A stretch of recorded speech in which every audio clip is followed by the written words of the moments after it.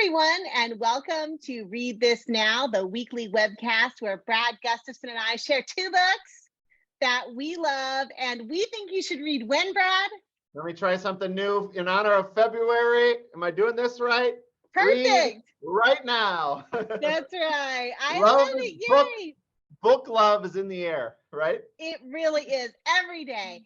Every day is like book Valentine's Day for us, but we're recording this on the actual Valentine's Day, so we have some book love to share. Let's start with you, friend. What have you been reading this week? I love it. You totally I'm vibing here. I'm going to give you a Valentine in the form of a book talk, right? I can't wait. That's the best kind. Okay, I think we have a show first. So we've been doing this for, I'm not quite sure, 3-4 years, something like that. I don't think this has ever happened before. So it's a big deal. And I could be wrong about that, but I don't ever remember it happening. So I know that you've talked about books, and then I'll read them a month or a year later and be like, oh my gosh, thank you, Jen, for introducing this. But never has my turnaround time been so quick as what you did. I think it was last week, if not the week before. You talked about this gem. Yes. We ordered it. And Jen, I am madly in love with this book. Which is perfect. So good. Yeah. So I'm going to gush a little bit about this book. On the inside cover, it talks about, like, in this profound and poignant story, a child and grandparent discover. Usually if a book says it's profound or poignant, it might be cliche. Those words are spot on. This is a profound and poignant story. And I've already shared it at a staff meeting to kind of connect to something we did. Here are a couple layers. Actually, let me just do a quick run by and then make a couple other connections too that I've soaked in. So some things that I loved, in addition to everything else that you shared, I love in the beginning how it just reminds me so much of a lot of the kids, because I'm an elementary principal. We get to help a lot of kiddos who are not necessarily always under blankets, but they might be under desks, they might be under tables. So I thought of people that I get to work with. And even at home, we all have our moments where maybe we're just huddled under blankets and struggling, So I love this was one of the connections I made afterwards that you probably got right away. So the beneath theme starts like, beneath the blanket. I went right to kind of the other, like, beneath people or beneath the surface of the earth. And that was also really cool too. But another reason I just love and can't get enough of this book, I'm going to contrast it to other books I love. This picture kind of reminds me of other beautiful books that I love, the story, the art. But for me, just something happens when artists and illustrators and authors do something like this, when they take it to this level. I know. And I don't know if it's the kid in me. I don't really know what it is, but this speaks to me partly because I think it's revealing things, often like a good story, like the words will do. But that in particular. So I think that's one reason why it gets at the beginning of profound, or it's approaching profound. This picture like speaks to me. I love fishing, as I think you already knew that. So just imagining what's under the water. And then thought I noticed some little hidden things but there's one other picture I wanted to highlight. And it was this one, not the hollow one. Here we go. Yeah. It's sometimes things can be just starting to form. And I just thought that feels like a metaphor, So anyway, that's why. And then it gets to the end, and I won't, the grandparent and child have a invisible connection that lies beneath them. And just for all those reasons, it really is profound. It is poignant. It's immersive. It has this book has a gravitational pull, I would say. That's why I'm so glad that you read, you shared it with us. And I will recommend again, I'll double down on what Jen shared recently and say, you really should read this right now. See, I took Jen's advice and you should too. It's so good. It's definitely like one of my very favorite books of the year so far. And I love everything you pointed out. And you know which scene I'm talking about. I'm not going to repeat it here, but there's one spread every time I get to it, I tear up every single time. I just can't, like, it just emotionally hits me every time. But I think this is one of those great picture books that can speak to kids on so many different levels, you know, for kids who maybe aren't reading yet and are, you know, understanding concepts like underneath, or there being stuff beyond what you see. That literal interpretation of each spread, I think, would be very useful for some kids who are at that developmental level of readiness. But for other kids who are ready to explore, you know, their own feelings, or how everybody sort of has things beneath that are influencing their action and stuff, that book can really be powerful on a whole different level. I just love it so much. I think it was on the drive to work this morning. I was in my mind mentally curating or picturing books that went with this book. So the 3-book collection that you might be able to add to, that I would love to kind of share with people and that are like have a special bookcase in my heart, to maybe use your words. I feel like you've said something, although it sounded better when you said it. It's Beneath, They All Saw a Cat, and then Zoom's been around maybe for 10, 20 years or maybe more. Like those 3 books they're different, but to me, they kind of connect with me on a deeper, different level. And I can't stop thinking about them. One book that I would add to that list is Corinna Lucan's The Tree in Me, which on 2 levels sort of connects to Beneath for me and the other books that you mentioned. One is that there's a beautiful illustration, even though Cori's illustrations are very different from Corinna's, there's a beautiful illustration of what's going on underneath trees and their roots that remind me of that one spread that you talked about.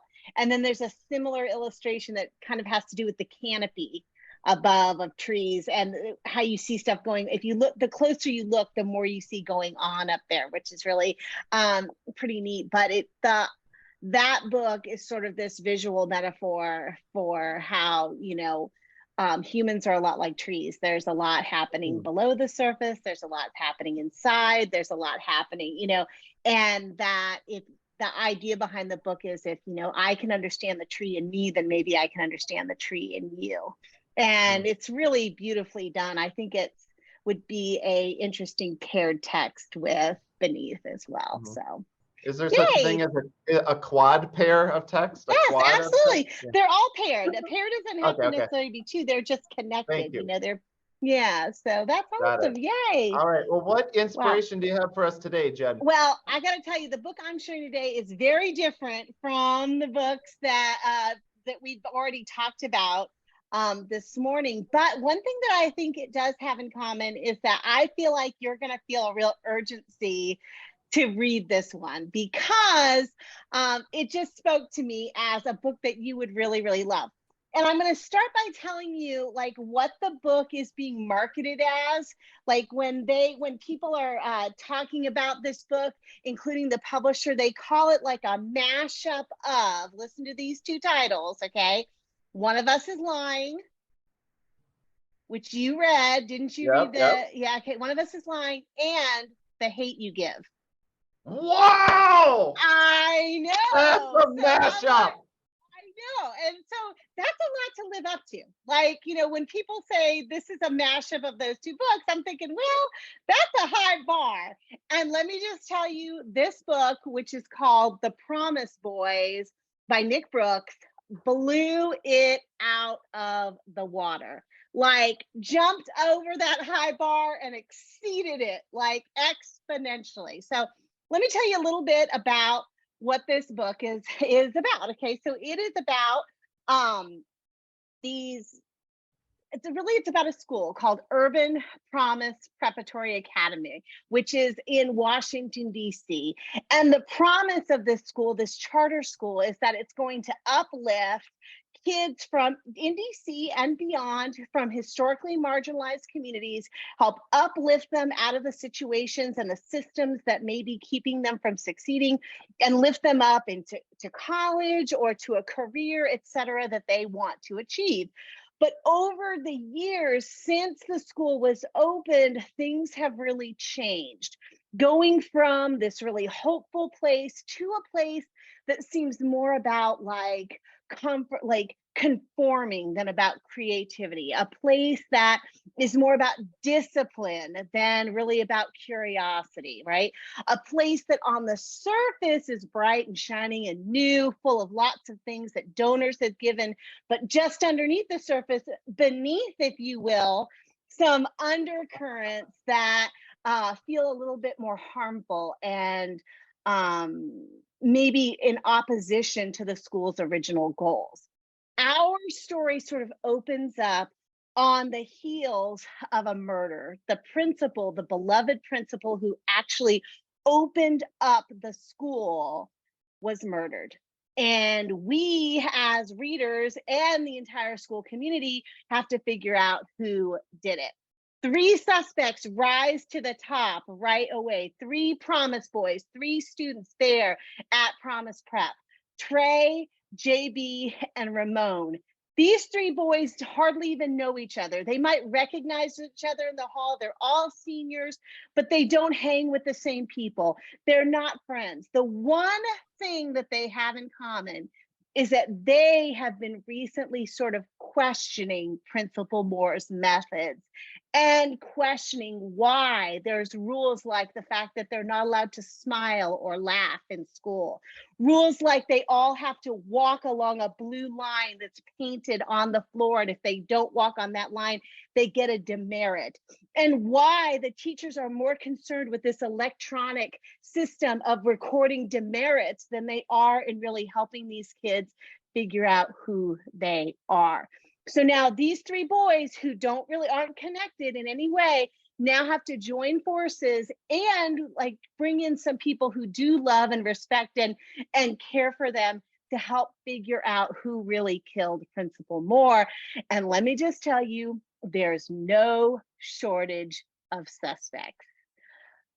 This book is like super fast paced. You read it in just like a sitting or 2. It just goes by so quickly because the chapters are short. Every chapter is a cliffhanger. You want to know what's going to happen next. There's lots of like multiple media in it. Like there's text messages and interviews and news broadcasts and lots of other things that are brought in to make the story go by very, very, very quickly, right? But I will say this is like for me, the biggest commercial is that I didn't figure out who the real killer was until very, very close to the end, when one of the characters did. The character, we're not revealed, like the character doesn't say this is who the killer is, but the character knows. We know that one of these characters has figured it out. And the way that that character figured it out is how I did. And it was only a few pages before the end. I read a lot of books, Brad. So for a book to fool me, I feel like that's really an accomplishment. I can't say enough about this book. I think it's one of the best books of the year so far, and I think it'll stay on that list. And I want to just point out also the gorgeous cover, which might make a little bit more sense now that I've book talked it a little bit. Promise Boys, you can see our 3 characters there. And then, you know, this outline for when they're getting their mug shots done right there. It's really a cool, fast-paced book. What's that? That was a book talk. I feel so like I do get, like sometimes getting out of a roller coaster ride or some awesome experience. Like I gotta catch my breath here. That was awesome. I told you, I thought about you, not simply because of the 2 books it's connected with, and because I know you enjoyed both of those, but also because I know you love like sort of a fast-paced mystery cliffhanger book. I know you love that. I think you would really enjoy it. So, and I think everybody out there should read it right now.